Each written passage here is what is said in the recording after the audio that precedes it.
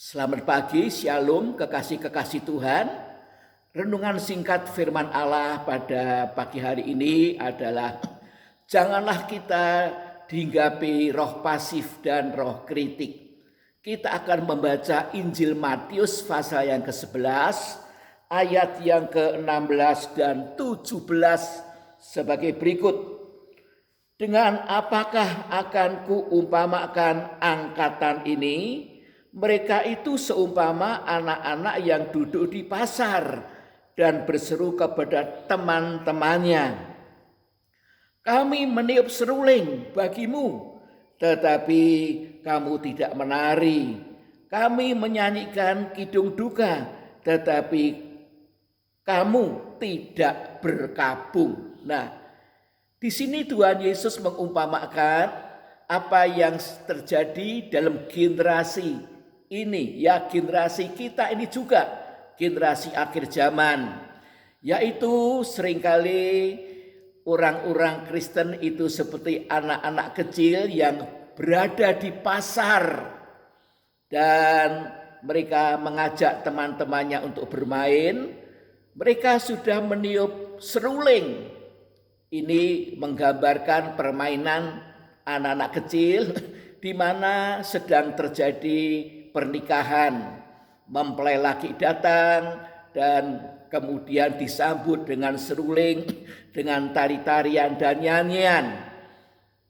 Tetapi di sini dikatakan teman-temannya tidak meresponi. Teman-temannya pasif.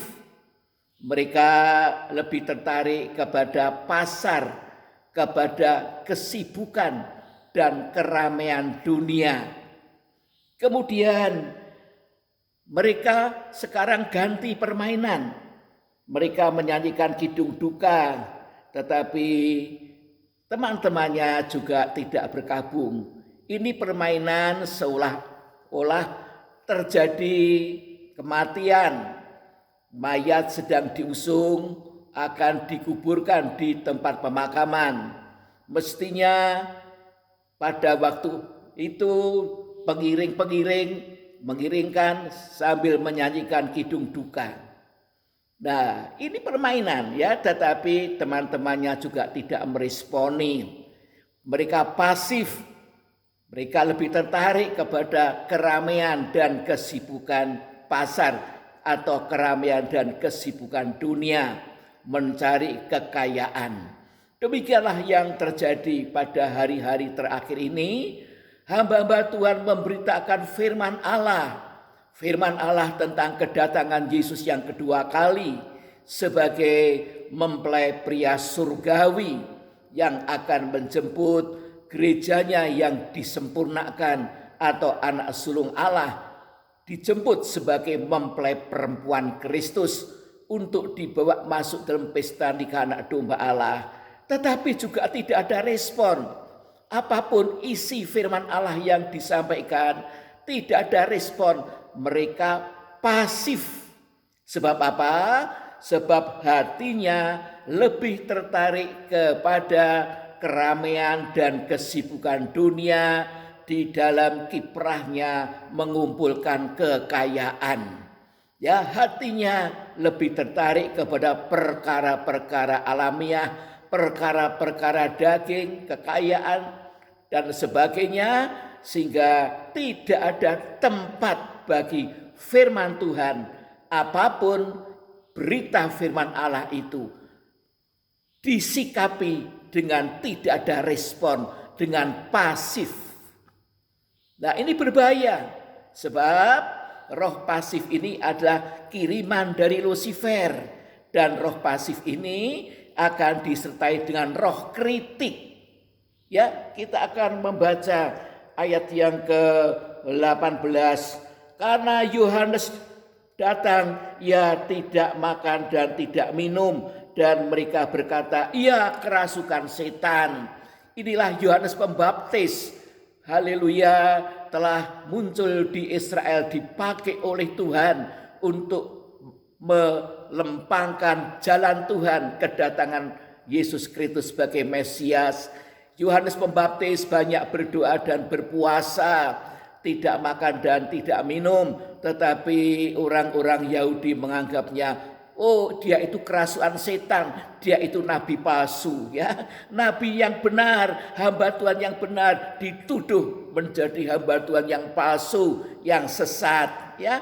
Ini terjadi pada hari-hari yang terakhir ini. Oleh karena itu jangan kita pasif terhadap firman Allah. Kita harus respon, kita harus minta dimeteraikan dengan Roh Kudus agar kita mengalami pertolongan Roh Kudus untuk bisa mengerti dan menaati firman Tuhan. Puji nama Tuhan.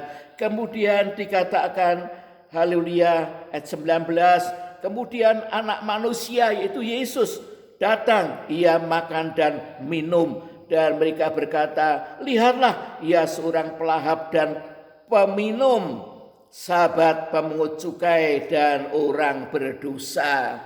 Ya memang Tuhan Yesus itu datang ke dunia ini mencari orang berdosa. Seringkali dia hadir di dalam rumah orang pemungut cukai, misalnya Lewi ya, dan orang berdosa. Makan bersama maksudnya untuk menyelamatkan mereka, untuk menyampaikan firman Tuhan. Puji nama Tuhan agar mereka bertobat. Dan Yesus itu sebenarnya mempelai pria surgawi bagi umat pilihannya. Tetapi justru dikritik sebagai seorang pelahap dan sahabatnya pemungut cukai dan orang-orang berdosa ya, dianggap sebagai orang kafir ya. Nah, tetapi hikmat Allah dibenarkan oleh perbuatannya.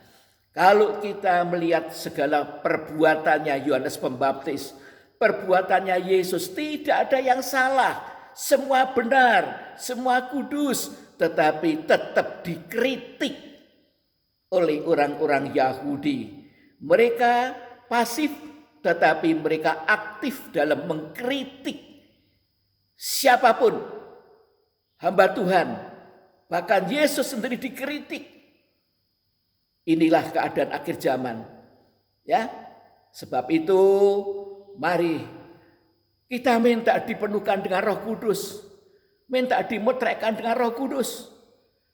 Haleluya, supaya oleh pertolongan Roh Kudus kita bisa mengerti firman Tuhan karena mendapatkan pencerahan dari Roh Kudus, dan kita dapat melakukan firman Tuhan agar kita ini memiliki bukti betul-betul mengasihi Tuhan.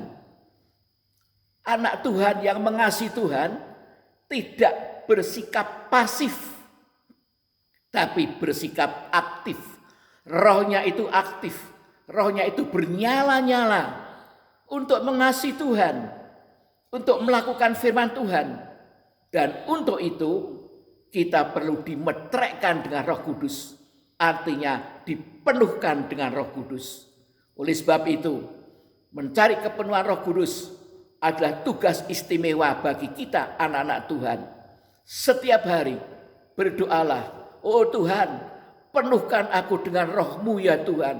Karena aku ingin mengasihi Tuhan, karena aku ingin mengasihi Engkau, dan aku ingin mampu melakukan segala firman Tuhan, segala perintah Tuhan, baik logos maupun rema. Puji Tuhan, biarlah firman Allah pagi hari ini menggugah kita agar kita tidak berlaku pasif, sebab kepasifan itu akan mendatangkan roh kritik. Siapapun hamba Tuhan akan dikritik. Oleh sebab itu, mari kita berdoa minta anugerah Tuhan.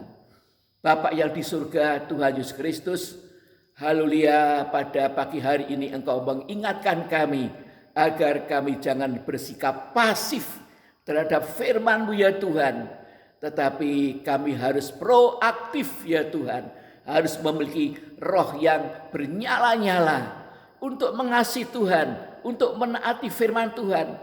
Dan itu semua tidak bisa kami lakukan. Kami tidak bisa mengasihi Tuhan dengan benar, tidak bisa mengerti dan melakukan firman Tuhan kalau tidak dipenuhkan dengan Roh Kudus, Sang Penolong itu, penghibur, yaitu Roh kebenaran. Tuhan tolong kami ya Tuhan, bangkitkan kami dari kesuaman kami, bangkitkan kami dari ketiduran rohani kami ya Tuhan. Penuhkan kami, metrekkan kami dengan Roh Kudus-Mu. Terima kasih Tuhan, Engkau melawat gereja lokal di mana kami beribadah, supaya terjadi kegerakan rohani yang dahsyat. Engkau melawat keluarga kami juga, agar jangan seorang pun dari keluarga kami yang terhilang. Terima kasih Bapak, di dalam nama Tuhan Yesus, hamba-Mu berdoa dan mengucapkan syukur. Haleluya, amin. Terima kasih untuk perhatian Bapak Ibu Saudara sekalian.